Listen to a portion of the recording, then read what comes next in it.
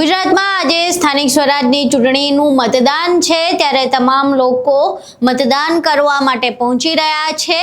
અત્યાર સુધીમાં મતદાન ખૂબ જ ઓછું જોવા મળી રહ્યું છે, પરંતુ જે નેતાઓ છે તેઓ મતદાન કરવા માટે પોતાની જવાબદારી સાથે પહોંચી ગયા છે। મુખ્યમંત્રી ભૂપેન્દ્ર પટેલ હોય, ગૃહ રાજ્યમંત્રી અને નાયબ મુખ્યમંત્રી એવા હર્ષ સંઘવી હોય કે પછી ગુજરાતના પ્રદેશ પ્રમુખ જગદીશ વિશ્વકર્મા હોય, તમામે પોતાના મતદાન મથક પહોંચીને મતદાન કરી દીધું છે। તમામ જે નેતાઓ છે તેમની પ્રતિક્રિયાઓ પણ સામે આવી છે। હર્ષ સંઘવીની પ્રતિક્રિયા સામે આવી હતી, જેમાં તેમણે જેનઝી જે છે તેમને પ્રોત્સાહન આપ્યું છે મતદાન કરવા માટે। અહીં સાંભળીએ કે હર્ષ સંઘવી શું કહી રહ્યા છે। आज मैंने, मेरे परिवार ने, मेरे शहर के लोगों ने, मेरे राज्य के लोगों ने सब साथ में मिलके नरेंद्र भाई मोदी की खास तौर पे विकास की जो राजनीति है और विकास की यात्रा को और मजबूत बनाने के लिए पूरे गुजरात के लोग आगे आए हैं।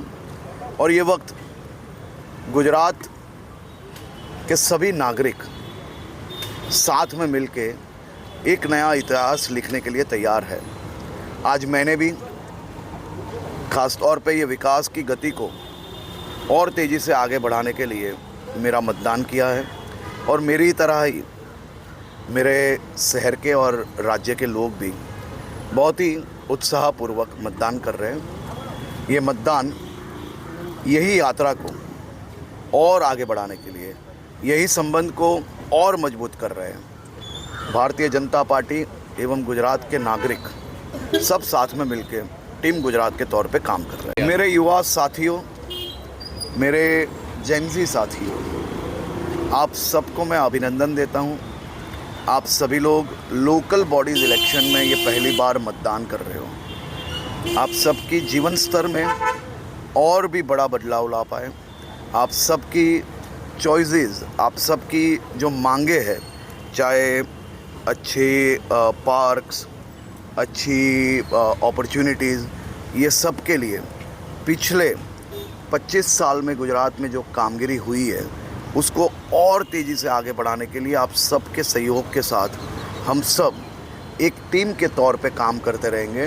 और मुझे पूर्ण विश्वास है कि आप सभी लोगों के जीवन स्तर को और सुधारने में हमारी टीम यानी आप और हम लोग सब साथ में मिलके इसमें सफलता प्राप्त करें। અહીં તમે હર્ષ સંઘવીને સાંભળ્યા। હવે મુખ્યમંત્રી ભૂપેન્દ્ર પટેલે પણ મતદાન કર્યું અને મતદાન બાદ લોકોને અપીલ કરી છે કે ભર ઉનાળે મતદાન છે, તાપ છે, તેમ છતાં ગરમીને થોડો ટાઈમ સાઈડ કરીને લોકોએ મતદાન આપવા આવવું જોઈએ। આ એક સુવર્ણ અવસર છે લોકશાહીનો, એટલે લોકોને વધુને વધુ મતદાન કરવા માટે તેમણે પ્રેરિત કર્યા હતા। અહીં સાંભળીએ મુખ્યમંત્રી ભૂપેન્દ્ર પટેલ શું કહી રહ્યા છે। આજે ગુજરાતમાં સ્થાનિક સ્વરાજ્યની ચૂંટણી અને મતદાનનો દિવસ છે। લોકશાહીનો આ પવિત્ર ઉત્સવ દરેક જણે મનાવવો જોઈએ।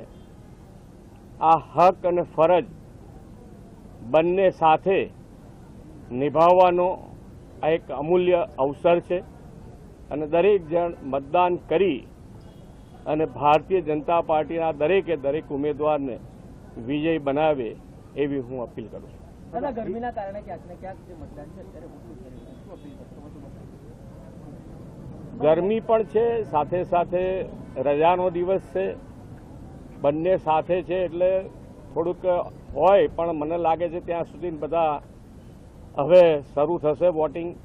9 વાગ્યા પછી રવિવાર હોય એટલે રજાનો દિવસ હોય, એટલે આપણે બધાને જ ફરીથી અપીલ કરું છું કે ગરમી હોય, લગ્નગાળો હોય, બધું જ હોય, છતાંય આપણો પવિત્ર મત અવશ્ય આપવો જોઈએ। આ સિવાય જગદીશ વિશ્વકર્મા, જેઓ ભાજપના પ્રદેશ પ્રમુખ છે, તેમણે પણ લોકોને મતદાન માટે અપીલ કરી હતી। આ સિવાય 700 બેઠકો ઓલરેડી બિનહરીફ થઈને ભાજપે જીતી લીધી છે, ત્યારે મતદાન બાદ હજુ વધુ ઉત્સાહ સાથે વધુમાં વધુ બેઠકો જીતવાનો તેમણે વિશ્વાસ વ્યક્ત કર્યો હતો અને કેટલી બેઠકો જીતશે તે વિશે પણ વાત કરી હતી। અહીં સાંભળીએ જગદીશ विश्वकर्मा શું કહી રહ્યા છે। लोकल बॉडी इलेक्शन, स्थानिक स्वराज किया ये चुनाव, लोकशाही का पर्व पूरे राज्य के अंदर लोग सेलिब्रेट कर रहे हैं। मत का अधिकार देना यानी विकास को आगे बढ़ाना। जैसे देश के यशस्वी प्रधानमंत्री माननीय मोदी जी ने विकास की राजनीति की भेंट पूरे देश को दी है, उसी विकास को आज गुजरात के मुख्यमंत्री माननीय भूपेंद्र पटेल जी आगे बढ़ा रहे हैं। समग्र राज्य के अंदर आज चुनाव चल रहा है। आपके माध्यम से सबको अपील करूंगा, अपना मताधिकार का उपयोग कर कर देश के विकास के आप सहभागी बनिए, राष्ट्र की सुरक्षा के सहभागी बनिए।